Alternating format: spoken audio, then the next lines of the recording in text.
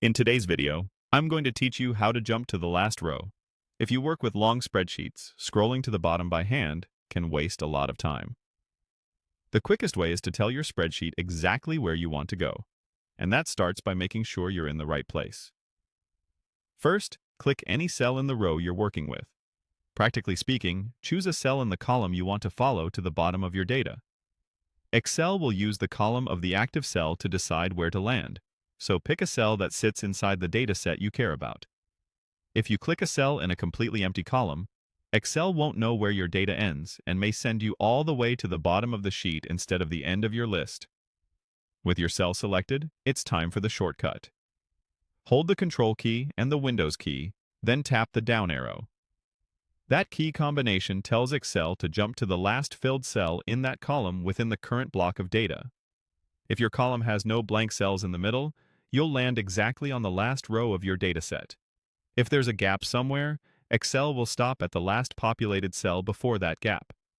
Tapping the keys again will continue to the next block, and eventually to the bottom edge of the sheet. A quick note about behavior you might see. On some systems, the Windows key can be intercepted by the operating system and minimize your window. If that happens, try using Control and the down arrow without the Windows key. In most desktop spreadsheet apps, including Excel, that performs the same jump to the edge of your data. On a Mac keyboard, Control and down arrow provides the same navigation. To make this work consistently, keep your data in a single, contiguous list without stray blank rows. If you're using structured tables, the shortcut respects the table's boundaries, so you'll still land at the end of that table's column. Also, be mindful of hidden rows. The jump still goes to the end of the data block, even if some rows are hidden from view. That's all there is to it. Click a relevant cell so Excel knows which column to follow, then use the Control, Windows, and down arrow shortcut to rocket straight to the last row of your data.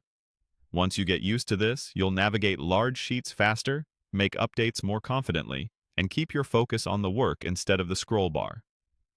Thanks for watching, and try it now on one of your own sheets to feel the difference.